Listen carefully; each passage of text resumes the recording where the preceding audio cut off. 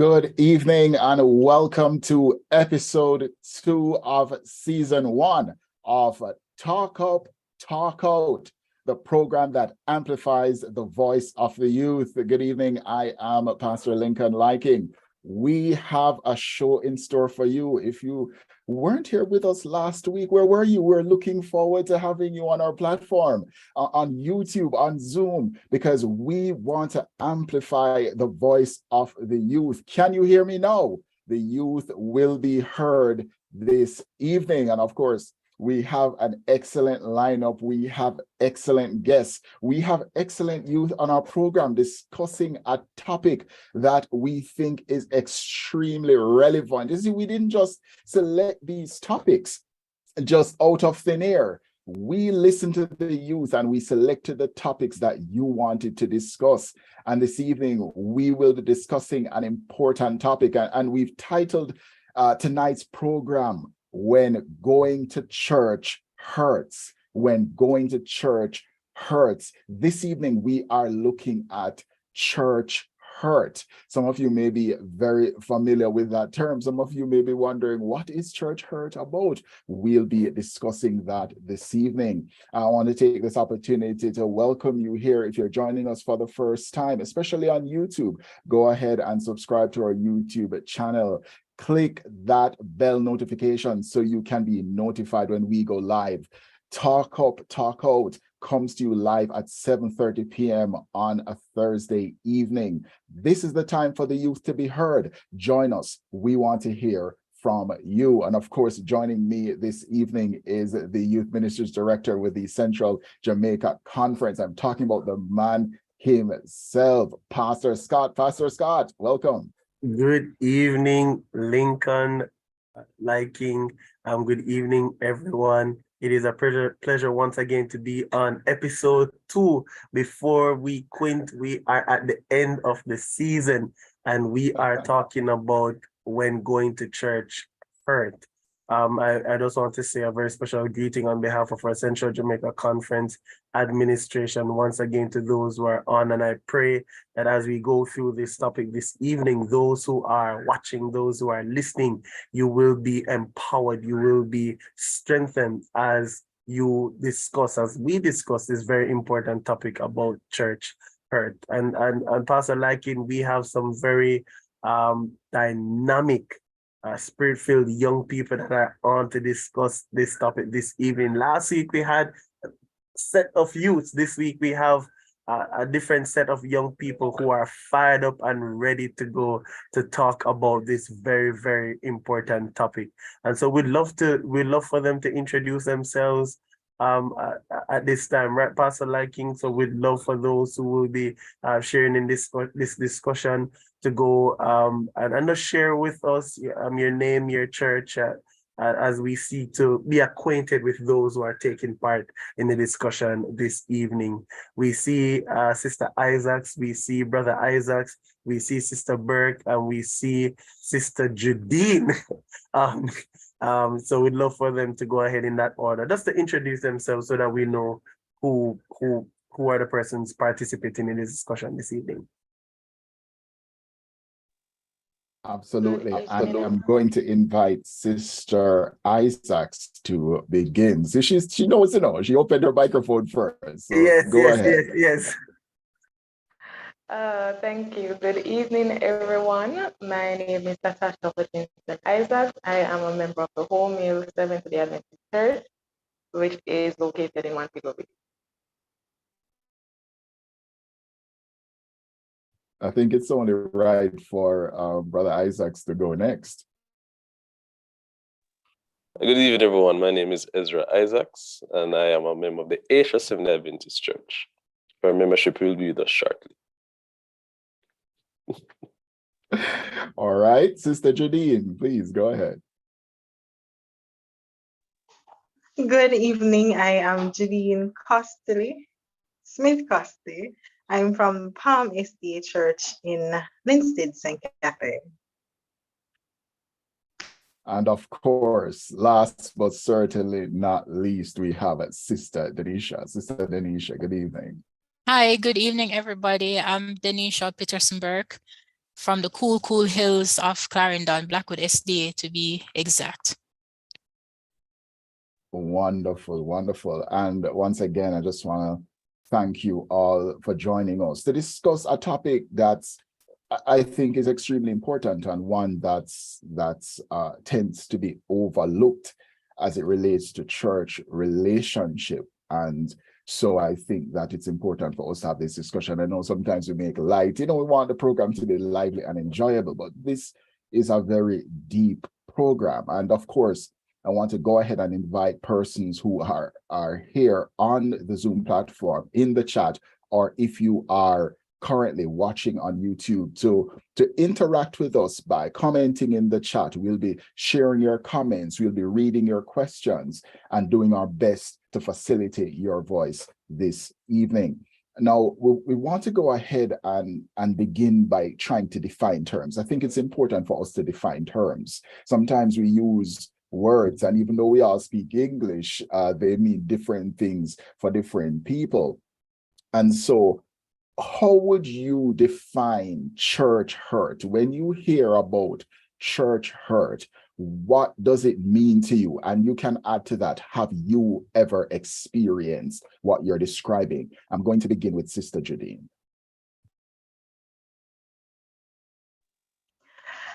Hi again. Well, I would define church hurt as the unintentional harm caused by someone who should be a Christian to someone who is also aiming to be a Christian or would have accepted Christ.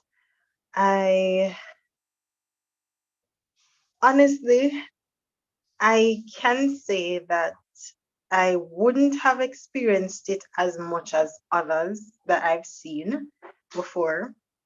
And because I haven't experienced it much, or based on the type of person I am, I just allow certain things not to affect me, then persons may have caused unintentional harm, but I don't really pay much attention to it. So for me, yes, I would have experienced it, but I don't let it affect me.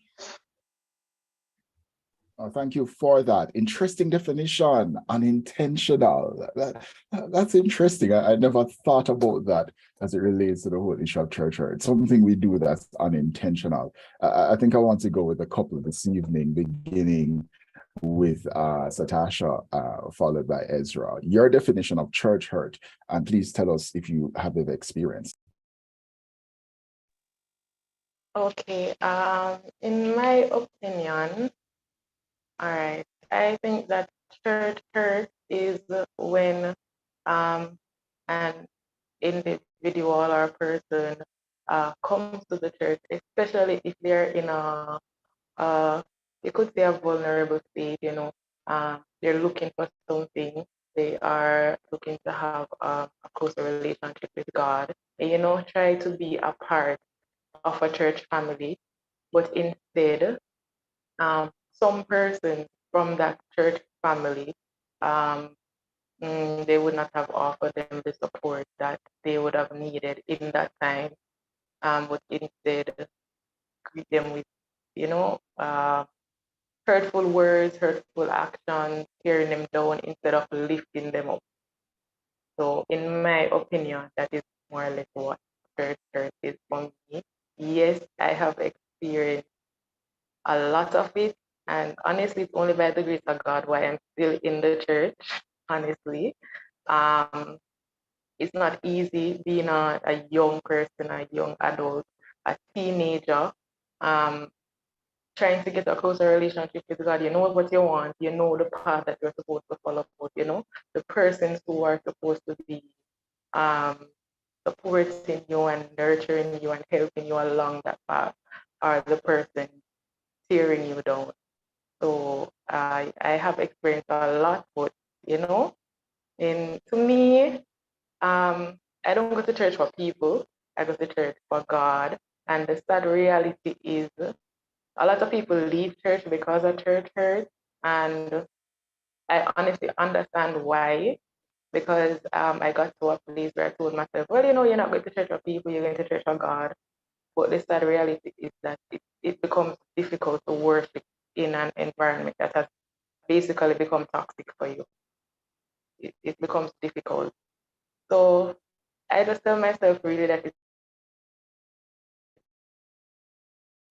mind over matter. And and I have to stop focusing on everything that's being said around me that is happening, all the negative, and just focus on what I need to focus on, and that God. Thank you so much for sharing that. And when you talked about your experience, I could hear that you definitely had an experience as it relates to church hurt, and I do appreciate you sharing that. Go ahead, Sir Isaacs. Thank you. Well said, Mrs. Isaacs. Church hurt to me is a mental, emotional, a spiritual, and physical hurt. Our pain that someone receives from a church member. That is my definition of church hurt. Have I ever experienced church hurt? No, not really. I haven't experienced church hurt. Well, if I have, I would have ignored like my sister Cosley. I'm not a person who is easily distracted or discouraged, so I would normally just ignore it. Yes, but yeah, man, I've experienced church hurt. Sister Denisha. Yes, my definition, I think everybody has somehow touched what I was thinking of as I thought about defining church hurt, but my definition is really emotional pain, physical pain that people feel, whether it was intentional or unintentional, from members of the church, leaders of the church, as they went through their different situations. Have I experienced church hurt? I have, on some levels. I was a part of another church before I became an Adventist, and it happened there, and it also happened in my experience as an Adventist. So yeah.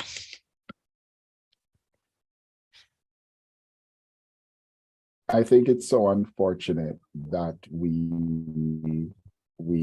have to experience that in church, because one would think that a church is supposed to be a safe space. Church is that place that you're not supposed but the to be reality here. is, church was not even a safe place for Jesus. Right. Go ahead, Pastor, because I'm saying the church was not even a safe space for Jesus. And so maybe we need to rethink how we look at church as a space. Indeed. And we've said it time and time again, persons don't leave the Adventist church because of doctrine and teaching, is how we treat each other. And so I'm really happy for the persons who have shared and your own definition as to what church hurt is, and you see that it has a little bit of a difference depending on each person's own experience, and of course we recognize that church hurt is not something that is easy to deal with, because sometimes you hear the person, if it's a particular person, sometimes speaking every day when you go to church, nearby you where you need to sit and interacting as though everything is all right. And so yes, church hurt, as persons are sharing online, is something that it not only happens for the time, but it can be something that takes you through so many of your life's experience and for years. And so I'm really appreciative of persons who have shared on that topic, and also sharing, being open to share that, yes, I've experienced church hurt. For me, yes, I've experienced church hurt personally. And I also think that if you hurt my family member, for example, if you hurt my mother, you've also hurt me. And my mother experiencing church hurt had an impact on me, because I assisted that had, and I do that to my mother. So so yes, I've had that experience as well. And so for me, to just add to the definition, I do believe that church hurt is when you the persons that you expect to treat with situations a particular way, they treat with it in a way that cause you to feel you feel low. For example, you're talking about treating with you how you dress, treating with you if you've gotten pregnant outside of wedlock or have had a child outside of wedlock, how as a church we treat with how persons what they do for a profession, or how they make a living, or their reactions and actions in certain settings, how you deal with situations have a lasting impact as it relates to church hurt. And sometimes without getting to the root of what the situations are for particular persons and making judgment really does have a lot to do with the church hurt that a lot of us experience. And so, Pastor Lakin, I want us to go quickly to our follow-up question. And I'd love to hear the Yes. feedback from our team members in relation to that. Do you know someone that has experienced church hurt? And to twin it with this question, do you think the leadership of the church adequately addresses the issue of church hurt? Say it has happened, do you think after the church, our leaders of our church, whether from a conference standpoint or even a local church standpoint, address the issue of church hurt adequately? So if you know someone, and do you think that we address it adequately in our local churches? And to follow up that, what do you think can be done about it? So it's a threefold question. I know you can try to formulate the answer in a minute or so, but do you know someone? Do you think that the leaders of the church, of your local church, address the question, the issue adequately? And what do you think can be done differently when church hurt has happened, and how the church should react to it? And so we could start from Sister Burke, and then we will come around.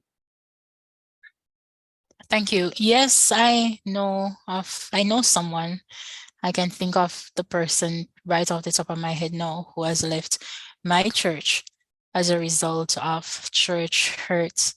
No, I do not believe that the leaders of my local church dealt with the situation adequately. And what can be done? I think education, because we somehow have been cultured in not facing the real issue. We do have tendencies of trying to sweep things under the rug, and that of course does not help a situation, that does not provide a solution. And I think we just need to be educated. We need to learn how to be emotionally intelligent, so that when our members are faced with their different challenges and their different situation, that our first action is not to criticize, but to provide support and reconciliation and so forth, so that they can feel the love of the church, rather than to just sweep it under the rug and it appears as if we don't care, and then they are basically left by themselves and seemingly think there is no other option than to leave the church. Amen. Thank you so much. Sister Judine, you could go ahead and give your response before we take the couple. All right, sure. Yes, I do know persons who would have experienced church hurt and they left because of it. I've also seen persons who, yes, they experienced church hurt, but there were other persons who within the church who reached out to them, and because of what those persons did, they stayed. So I've seen both sides of the coin. I don't think us as leaders adequately address these issues, as was mentioned. Often we just scratch the surface and then we push the rest under the rug. And if we know anything about biology, whenever we have a cut, it's not just the surface alone that we need to deal with. We have to dig out the issue itself so that we can get to the root of the problem, and then we can experience healing. And I have recognized that even though we are dealing with individuals, or problem isn't with those individuals, or problem is with the enemy, and he uses whomever it is that he can use. Once we give him an inch, he will go the extra mile in order to use us to cause harm to other persons. So we have to be on our guard and recognize that we are in a warfare. And if we have persons in the church who are unconverted, then we're going to continue to experience these challenges. Also, when we recognize that we're dealing with the enemy and not just our brothers and sisters, we treat them with a little bit more gentleness when we see that this person is just allowing Satan to use them basically. And we have to get to the point where we have a personal relationship with Christ so that even if, and I'm not saying that it doesn't hurt, it does. And even if we experience these hurts, we don't allow them to cause us to leave the church for who we came there to serve in the first place. Satan goes to church as well. And he comes in some of the nicest clothing, in the prettiest faces, but we have to recognize who he is for what he is. And he doesn't like unity. So in whatever way he's able to get into our skin, he studies us. He knows what kind of challenges we have. And yes, we might be a little fragile in certain areas, and not just leaders, but other members of the church have to be mindful of this and don't follow culture. Because as some see it, so some can come do it same way. And as the persons who are inside of the church, we don't learn how to deal with these issues. We just deal with them in the same way that we saw others before us dealing with them. And that's not how we're supposed to be following the method of Christ. So we have a lot of learning, education, as Sister Burke would have just mentioned, educating ourselves too, because we can't just rely on the leaders to help us to get education. No, the information is there at our fingertips. Even Sister White would have given us some guidelines on these things. And so we as individuals, not just leaders and members of the church, we have to take responsibility for how we treat other persons and ensure that we are getting so connected to God that the love of Christ can be reflected through us to the individuals around us. Thank you so much for sharing that extremely powerful responses. And yes, I'm not oblivious or above the whole issue of church hurt. You know, I've experienced it, I've seen it. But as Sister Isaac says, you know, and I believe Sister Jadina Denisha echoed similar thoughts. We're not here for other persons. We're here to serve the living God. And so we continue to push forward in spite of the challenges. I want to take this opportunity before we go on to our other questions. I want to take this opportunity to share some responses that we've been getting from the chat, because of course we want to amplify their voices as well. And so I am seeing here, Maureen says, I have never experienced it, that is church hurt, but it is real. I saw persons go through that experience, and trust me, it is not nice. Maxine is saying, I can't recall experiencing church hurt. I've seen where others felt hurt because they made a mistake, like getting pregnant out of wedlock, and was looked down on and talked about. And I see Candice Andrews with an interesting perspective. I'd love to hear some feedback on this one. Candice said, church has strengthened us. It shines light on our current Christian state. That's quite the perspective there. Yes. Feedback on that, I think Pastor go. Yes, as I heard that, that is so powerful.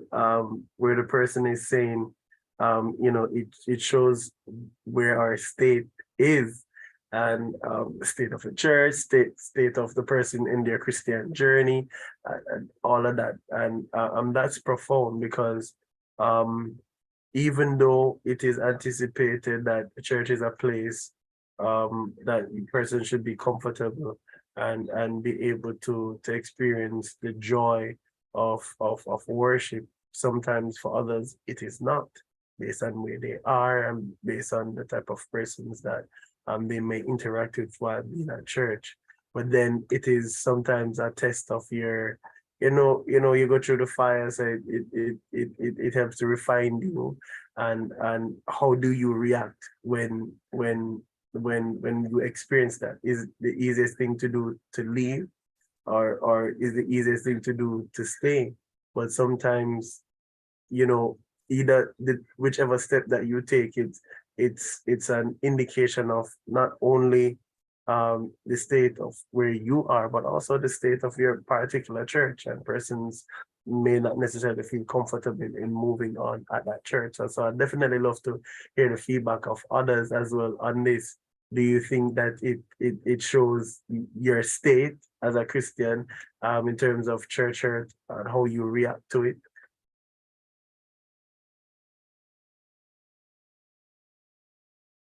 And we can take Ezra, seeing that he's also to come in on the last question. All right. Let me comment on a couple of questions first. Yes, I've known persons who have experienced church hurt. I've known some that have left the church and some that have remained. Those who I know remain, as my sister Costa said again, it's like you're in my mind. Is situations where persons, some either youth or some leaders will reach out to the individual, knowing the situation that is going on, and speak to them one-on-one and try to rectify the issue that will allow them to stay in the church. For those who left, those who leave, sometimes the case that the elders or the leaders don't know about it. It could be some altercations with members in the church, and they leave and they don't know about it until maybe they go visiting and they see the persons. Why haven't you been to church? And then you hear that there's an altercation between this member with another member. So that could be a reason. Can the leaders do more? Of course, the leaders can do more. We know that sometimes in sermons we hear pastors preach at the church are place for sinners, right? And some elders say, yes, man, even hypocrites come to church. You understand? So we preach it in a general audience. But I think it's best if we try to do it around one-on-one, in a small group, maybe in a Bible class setting, maybe in a AY. We could tell them what to expect from church members. As was said before, church is viewed as a place, is viewed as a safe haven. A person sometimes come to church expecting the church to be perfect. But as was said, remember the church is a place of sinners. Persons have their challenges. Persons are struggling with their own things. And sometimes persons might say things out of anger, not necessarily to hurt an individual, but due to the situation that they were in at the time or the state of mind, something might come across that would affect that person. But yeah, man, the leaders can do more. As it relates to the state of our state of Christianity, yes, that could also be true. It could also reflect that the state of our Christian life is in. It could also be a state of our own personality. That our grandparents, right? They were grown rough.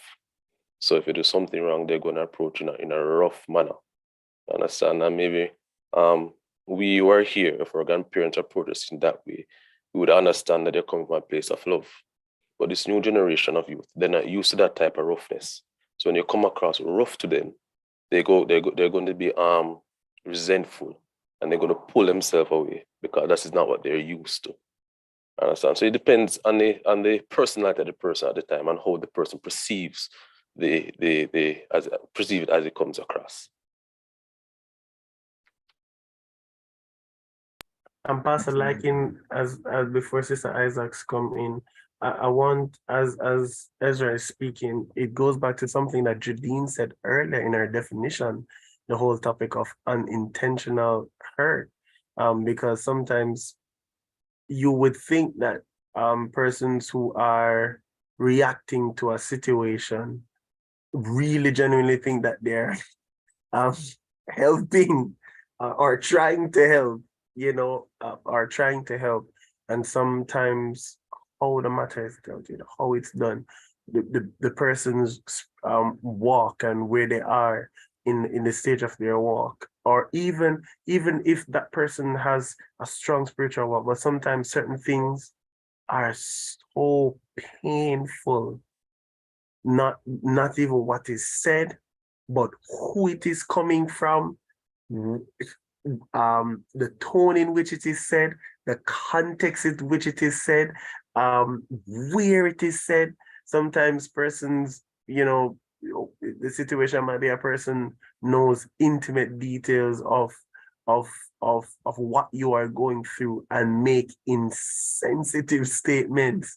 And sometimes certain statements, I've been a pastor long enough to see persons make statements and persons just get up and cry.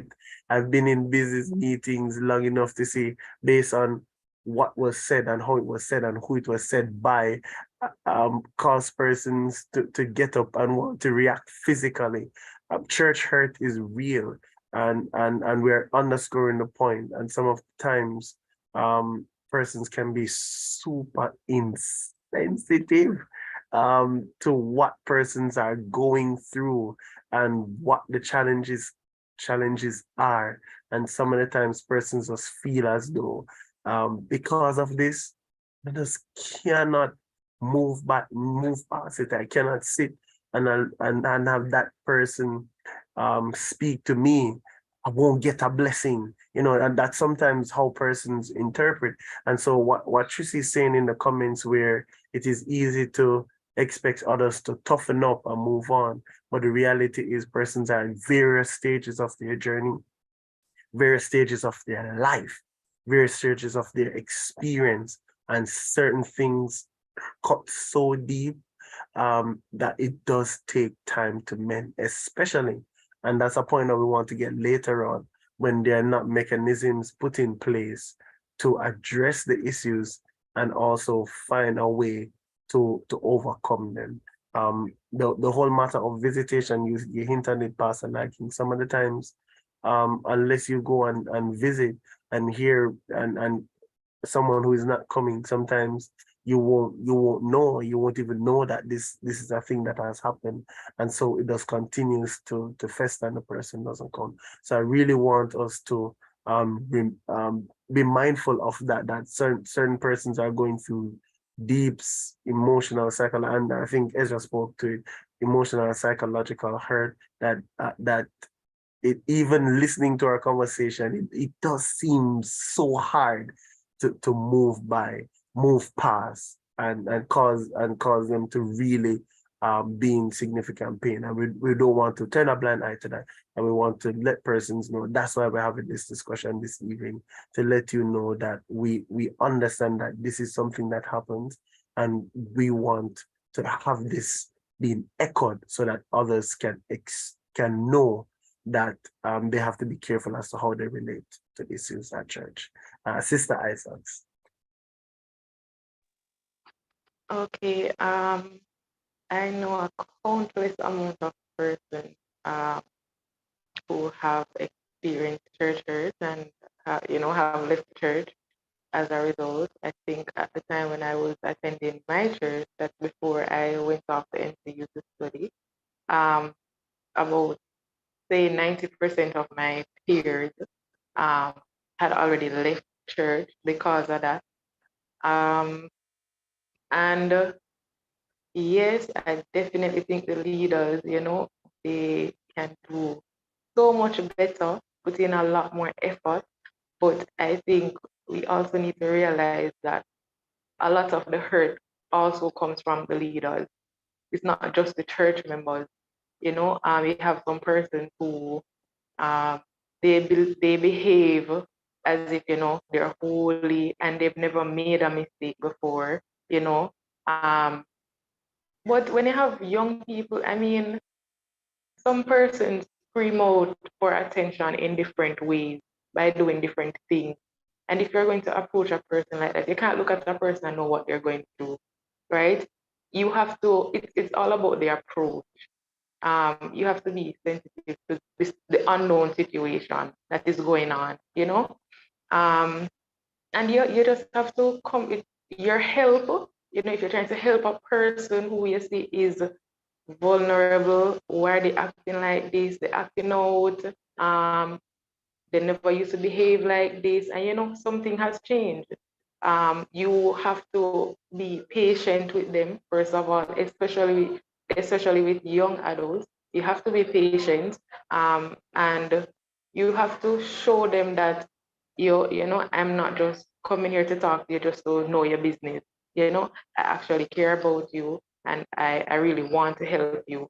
And I think the change should begin with the leadership, and then from there the leaders can help the congregation by having programs and so on, because I've personally never seen a program like this before. I'm really happy and excited about this. I've never seen a program like this in the church, and it's very important that um, these things are taking place so that the leaders can get help, the members can get help, and the person who, would have experienced the hurt, or, maybe in situation um, that would cause them to experience it, just to say, can get that help as well. Absolutely. Thank you so much for sharing that. I know Pastor Scott is itching to get to some other questions. We have some very pointed questions that we'll be asking in a little bit, but I can't leave out those persons who are joining us via YouTube. I have to share some of those comments right now. I see some really heartbreaking ones. I see one here saying that basically that my daughter left the church about 13 years ago because of church hurt from leadership. I'm praying by God's grace that she will return. Such a heartbreaking experience, and we continue to pray that your daughter will return to the church and have that living relationship with God. Maxine asked, back in the days, they used to read persons out of church when they got pregnant out of wedlock. Why? That's something that we may be able to discuss or highlight in a future program, because I think that's an important question. And she adds that the church is supposed to be a hospital, not a resort. A lot of sick people in hospitals, a lot of people at different stages may have negative experiences as persons grow in their relationship with God, even among the leadership. That is the reality that we have to live with. Pastor Scott, I know you have a burning question there that you'd like to. Yes, as we have just about 15 minutes, I'd definitely love for us to discuss answers and solutions to help guide those who might be on, to help with our leaders who may be watching, to say, what are the things that we can do? And so it's a twofold question. One, and I think Pastor Liking, you hinted to it in the chat. How do you think older persons should go about correcting or helping our young people without hurting them?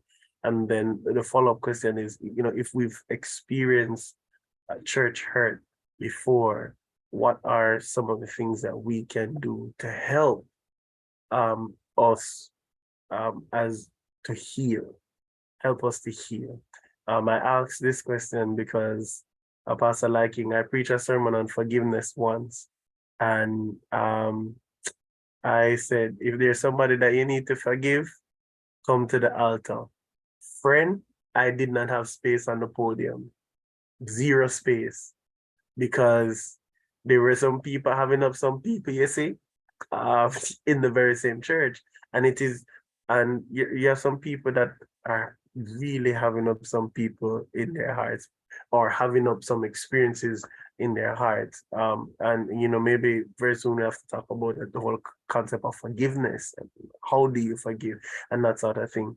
But yes, do you think there's a way that leaders, other members of the church can address concerns without having church hurt?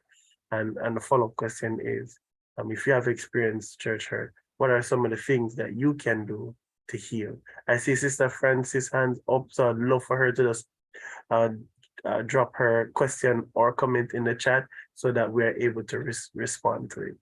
So I'd love for our esteemed panel of youth leaders to respond, to that question. And then, of course, Pastor Larkin and myself could give a feedback. So let me take Sister Janine, and then we will take the responses. All right. I'm thinking for older persons, educate. We are never too old to learn. Yes, we may have been used to doing things a particular way, but then it doesn't mean that because it was done this way for so long, that is the correct way. And especially if we want to reach our young people, we have to ensure that we ourselves are presentable. In other words, we don't come off as being holier than thou, where if we see them making a mistake, we just go ahead and, all right, yeah, man, this needs to correct right now. And we're not doing it out of love. So for the older ones, educate yourselves, get wisdom, get knowledge, get understanding, and most of those come definitely from God. If it is that you know you don't approach things so well, find somebody who is close to the young person in question that you know they look up to and can relate to, and that will deal with whatever situation in a better way than you would. Not to say that you're going to spread people in business, but you are confidentially going to this person and saying, hey, I recognize this. I know the person raps well with you. Can you? And when you do it that way, you recognize that the young persons will be more receptive of getting correction if it's correction, or help if it's the help that they need. So sometimes we see a problem and we definitely want to address it right now, or the older persons want to address it right now, but honestly, they're not the best person to. So find the best person who is able to or should be able to, and you can take it from there.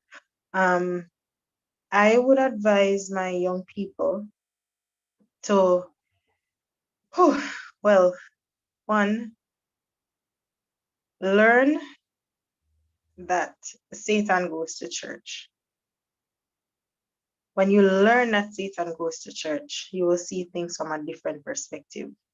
And no matter how he comes at you, yes, sometimes it might pierce you to the core, but then when you recognize that Satan is out to get you and he'll do so in whichever way that he sees he's able to, then you can take it one step further to know that, all right, what can I learn in the midst of all of this, even though I'm hurting? How can I grow so that if it is that I am faced with a similar situation down the line, I won't give the same response? Because sometimes as young people, we run from one area where we're having this challenge and we go to another area where we experience the same challenge, and we can't keep giving the same response, and we're not growing out of the experience. So it may be hard, however, we can do it. And Christ is the one that we want to emulate. We are not responsible for how other persons reflect Christ. We're responsible for how we reflect Christ. So learn, spend more time with God. It's a challenge, especially in this day and age where we have so many distractions. We are busy trying to make life for ourselves. Spend some time with God, and he will help us to even reach these same persons who are hurting us. And it's sometimes through us that these persons can recognize that, hey, I've been doing this thing so wrong for so long. I have caused harm to so many people. And sometimes we might sit down and want people to come and apologize, and they will never come and apologize. We can't keep holding that hurt in our heart. It's hurting us, not them. So we have to recognize as young people that, look, this Christian warfare as it is not going to be an easy journey. And if it's easy, then it's the wrong path you're treading.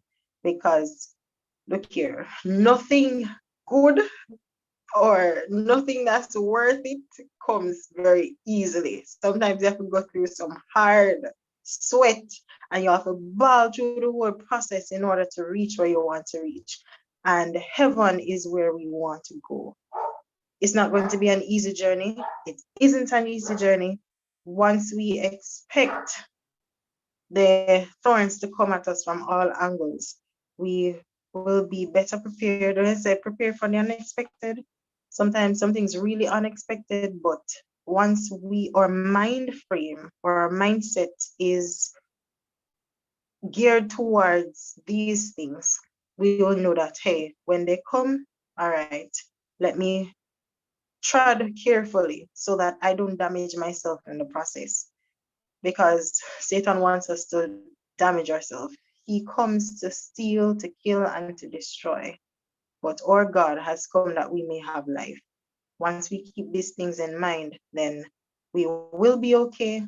It may take time for us to heal from all the hurt that we have gone through, but we will be okay in Christ. So powerful. Thank you so much, Jadine, for sharing. And I know persons who are listening to you were inspired and motivated by what you have just shared. We really appreciate it. As Pastor Liking prepares to share with us some very interesting conversations on YouTube and Zoom, I'm leaving that one to you, my pastor. We will take Sister Bert and then Brother Isaacs, and then finally Sister Isaacs in that order. Thank you. As I think about, how we go forward, moving forward, I would say I would encourage my leaders, my young people to just be open-minded. We live in a dynamic world and nothing is like it was when we were growing up, when we were younger. Everything changes every day. Our young people are bombarded with all sorts of stuff day in, day out. And I just believe that if we approach every situation with an open mind, not quick to criticize, not quick to judge, but an open mind and a heart of love, and just asking for the Holy Spirit to just guide us in all our dealings, then yes, our young people, young adults alike will experience church hurt, but the way that it is dealt with then will, offer room for growth and reconciliation. I so love that word. I use that a lot. It's not so much to look at what has been done, but how can we reconcile them to the family of God. And so I just want to, recommend open-mindedness, be open-minded, expect the unexpected. Amen. As Ezra is coming in, Pastor, you'd want to share a few of the comments before we take Ezra? Absolutely. I'm seeing a comment here from Richard Robinson. He says, correction is not synonymous to separation. Rather, it should foster relation. Many of our leaders separate themselves from sin when they correct others. This will let the person feel even worse about what they had done. A great help is if the elder would make himself vulnerable by relating personal experience in line with the issue at hand. This will make the youth more receptive of a good word, as both persons are better able to relate to each other under the circumstances. And I see another comment here from Craig M. And persons watching on YouTube may not be seeing these in the chat. These are actually on the Zoom platform. Craig says, sometimes it feels easier to not stay at one church or just the Zoom sessions and live streams than go to church. I get upset and feel like I'm going to hell by going to church and getting bitter. Sometimes I don't feel any love.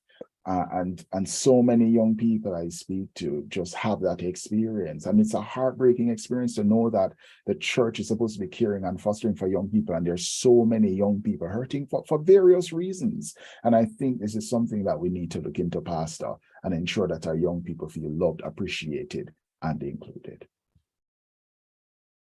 Amen. Amen. Thank you so much, my pastor. And so I want to encourage those who are on from leaders from various churches. Check the temperature of your church. Those who are not coming, why are they not coming?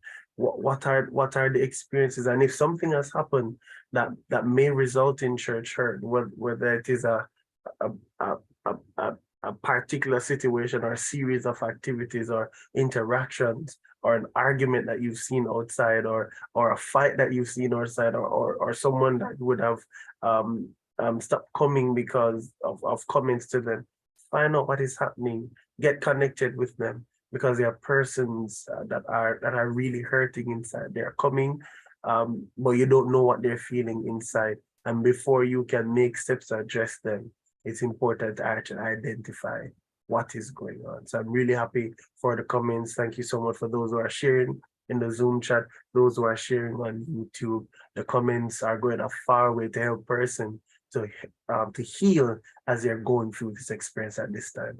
We take Sir Ezra, we take Mrs. Isaacs in that order. Yeah, thank you. I just want Greg to know that he's loved. He needs to know that he's loved, right? So just remember that, Greg.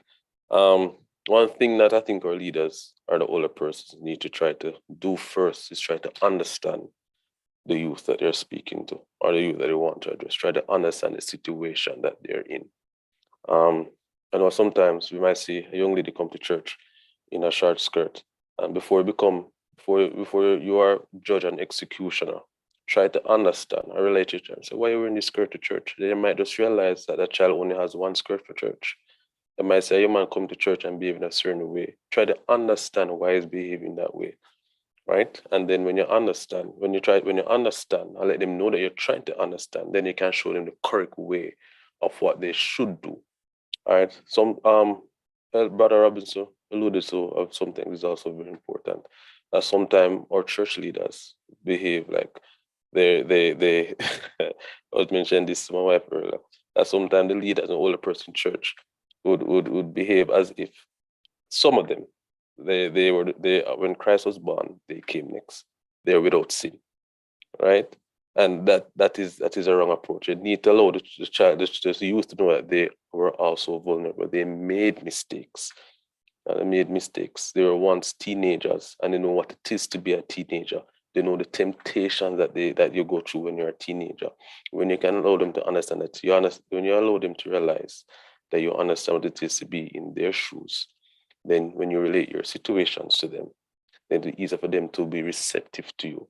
I deal with children on a daily basis. I'm a high school teacher, and I teach fourth and fifth form, and I normally teach a group with some young men who don't normally behave themselves in a correct manner. So sometimes you have to get down to earth with them, and they understand how life is about, and they understand the situations that you have gone through, and how you realize that when you go down this road, you're not going to end up somewhere nice. So you have to know if you make a U-turn. So you have to be down to earth. You have to be real. You have to let them know that, look here, man, if you continue down this road, it's not going to be the right road for you. You need to create a change.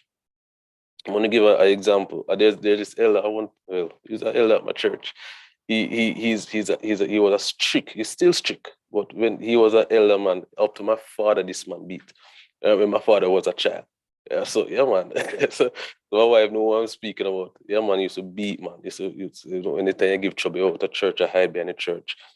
I hide behind the church, I look, I have a glimpse, because this elder is coming. So, anyways, I heard stories that he beat this man one time. This when he was a boy. From that man received a beating from me. He has never been back to church. You understand? So that is also a form of church hurt. But no, he's calm. He's loving, he's still strict, but his approach is different. So he's moving with the times. You understand? So we have to know how to adapt in the situation that we are in. Where you might talk to one child, you cannot talk to another child like that because they won't receive it the same way. For those youth who are thinking about leaving the church, it is a wrong time to leave the church. It's a wrong time. If you look at how the direction of the world, you realize that even if you're not a Christian, you don't believe in God, so you're pretty sure you go on social media, realize some person saying the world is coming to an end. America is not moving right, etc. All these things. Like, we can feel the presence of the enemy on our fingertips with how the society, how the society, how the world is moving. So no, is a wrong time to leave the church. I would also encourage them, if you are in situations where you experience church hurt, find somebody to talk to, find somebody who you trust, and relate that hurt to them, so that they can help you to solve the problem. So that is some approach that I would recommend.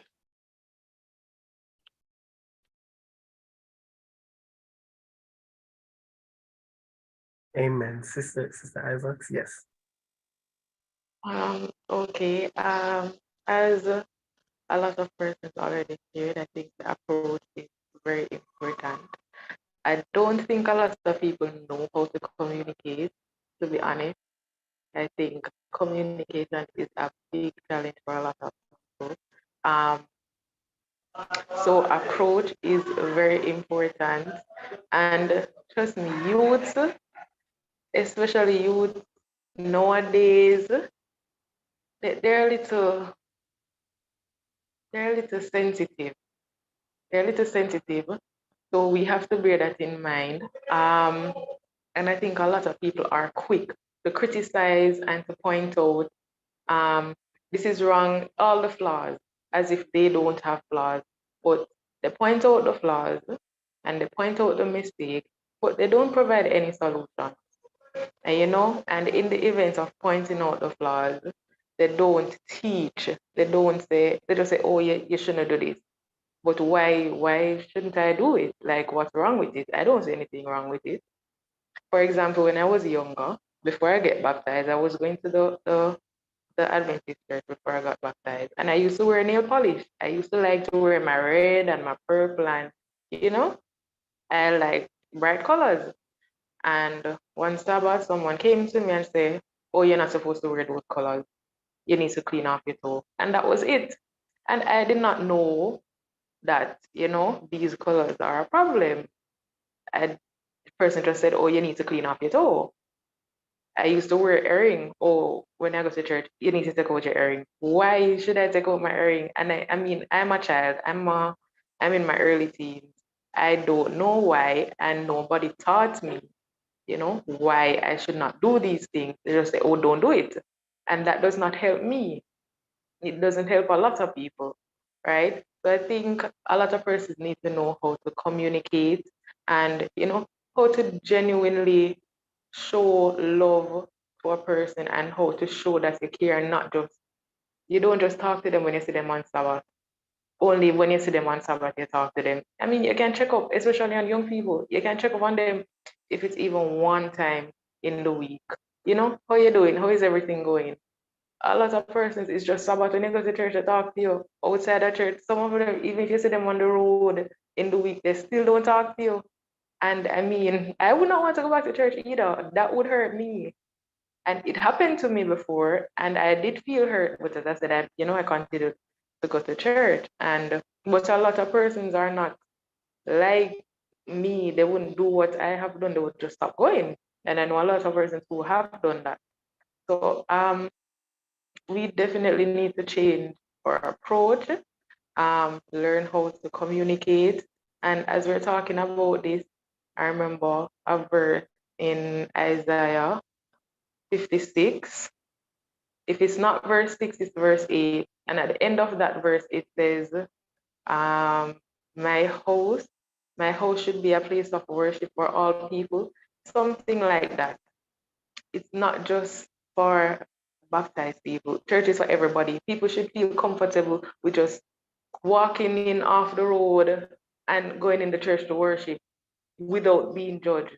And I would really love to see our church reach at that level, or people just to feel comfortable to come in knowing that these people are loving. Like we need to manifest the character of Christ more.